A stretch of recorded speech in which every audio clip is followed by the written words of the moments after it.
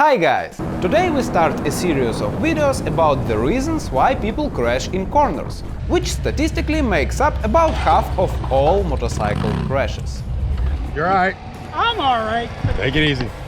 This means if you watch this series, you can easily become a twice as safe rider. For this reason, remember to subscribe to the channel and click the bell button to receive notifications about new videos. First on our list today is a poor line through a corner. What often happens, especially when our rider decides to tickle his adrenaline gland and goes a bit faster, is that when he approaches a corner, he is not 100% confident if he can actually make it. So, he subconsciously wants this corner to be done as soon as possible and eagerly leans his bike at the first possible opportunity. In other words, he turns his bike too early. At first, all goes well, but then the bike suddenly starts to go wider and wider until it goes off the road or into an oncoming lane. How does this happen? How exactly does entering a corner too early make the bike go wide?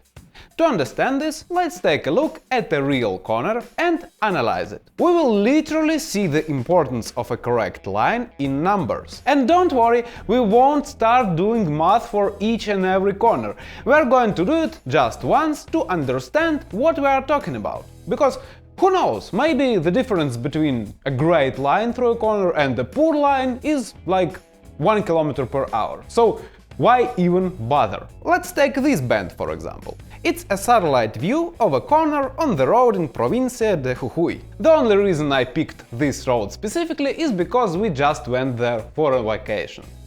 Here is the exact location for this specific corner, so if you want you can check all the numbers yourself to make sure I am not just making stuff up. Here, as you can see, we have a nice straight line.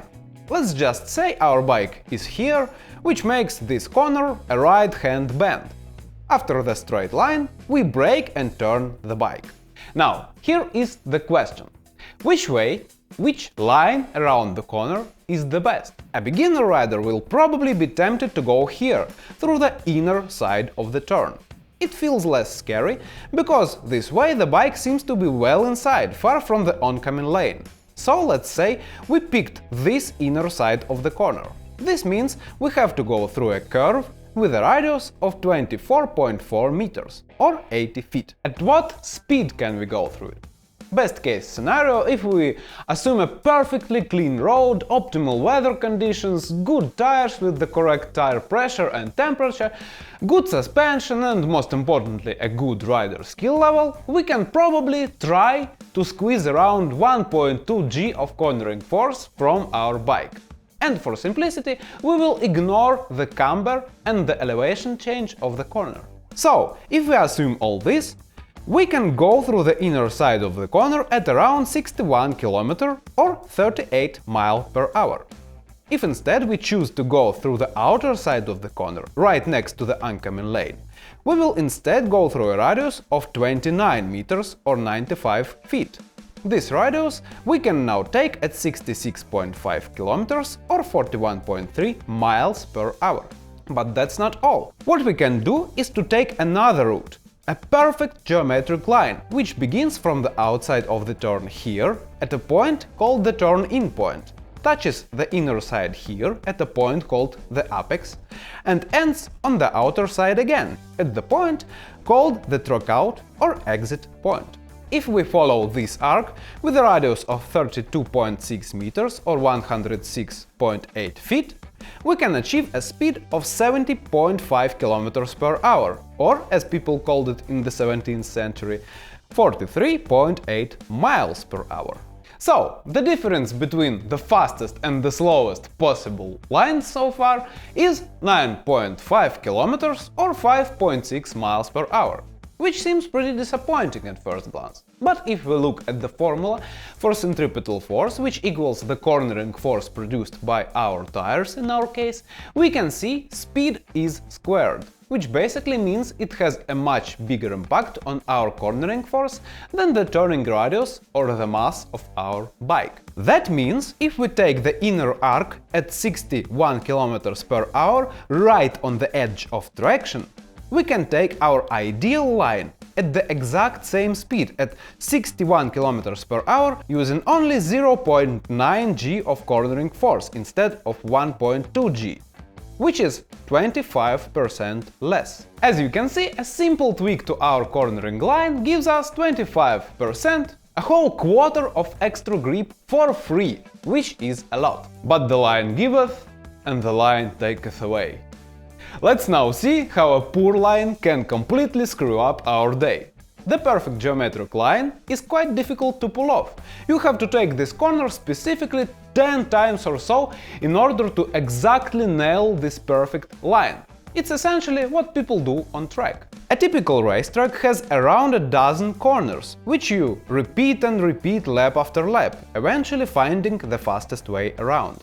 And you can't do it with every corner on the road unless you live there and ride it every day. So, in our example, what happens if our rider makes a little mistake and turns, let's say, 8 meters or 26 feet earlier? At first, things seem to go exceptionally well. Initially, we have an even gentler arc of 37 meters, which we can take at 75 kilometers or 47 miles per hour. But later in the corner, we can suddenly see that if we keep going through the same arc, we end up in the oncoming lane and even past it. Coincidentally, we even have a 1 in the satellite image. We don't want to go head-on into a 1, so somewhere at this point we have to drastically tighten our curve from a 37-meter radius to 21-meter. Best case scenario, we can make this 21-meter arc at 56 km per hour or 35 miles per hour. If we were going this speed or lower prior to this point, we can lean our bike more and make this tight radius successfully. If we were going faster, we would have to brake first. And if we were going too fast, or we don't know how to brake mid-corner properly, we are going to rendezvous with this one here. This is precisely what happens in the next example. Our rider turns in just a little too early, arrives at the apex and realizes that his bike is now going wide. He tries to reduce his speed but can't do it fast enough and goes off the road. He could theoretically recover the situation by leaning the bike more or by applying more brakes. But hey, in an emergency situation you can only do what you are trained to do. And he was not going terribly fast either. The root cause, which started this chain of events, was a too early turning point. Now that we have managed to pinpoint the problem, how can we avoid it? Which line should we take? We can't take the ideal line until we go through this corner a dozen times and learn it inside and out. And we don't want to take an early apex line because it makes our bike go wide. Luckily, we have one more option, a so-called late apex line. It's the polar opposite of the early apex line, which makes us go wider. Let's return to our example. Here is our perfect geometric line. But now let's turn in 8 meters or 26 feet later. Now, initially, we have to turn at 27 meters or 88.6 feet radius arc at a possible speed of up to 64 km or 40 miles per hour.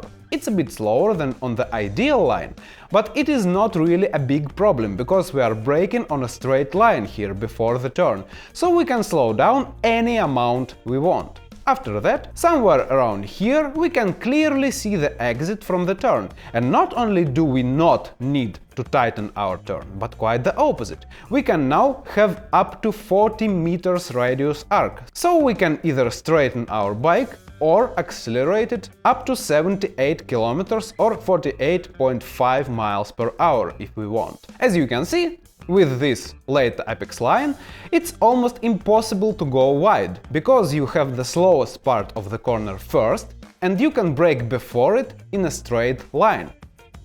With an early apex line, you have the slowest part later, and now you have to brake before it while your bike is leaning, which is much harder to do than on a straight line. Now that we have established that the late turning line is much safer than the early one, The only thing left for us to do is to generalize our approach to the cornering line. Not just for some corner we already know, but for any corner we might encounter. To avoid running wide, we should do our braking before the turn in a straight line, lean our bike and keep going on the outer side of the corner until we see the exit. When we see the exit, we can either accelerate out of the corner if we want, or just straighten the bike. Besides eliminating the possibility of running wide, this approach has even more benefits. Specifically, it improves our vision through a corner, especially a blind one. Here is an example of the same corner, one taken on the inner side and one on the outer side of the same lane. Notice how much further into the corner we now can see by just moving our bike inside one lane. When we are able to see further into the corner, we can spot any hazards and react to them earlier, which makes our corner line even safer. We will discuss our vision and mid-corner hazards in the future videos. For now, I think we did a good job of learning how our line through a corner can affect our safety and how to pick the best one. So guys, remember to subscribe to see future videos, join our King of the Road course for advanced riders, have fun, ride safe and have a great day. Bye!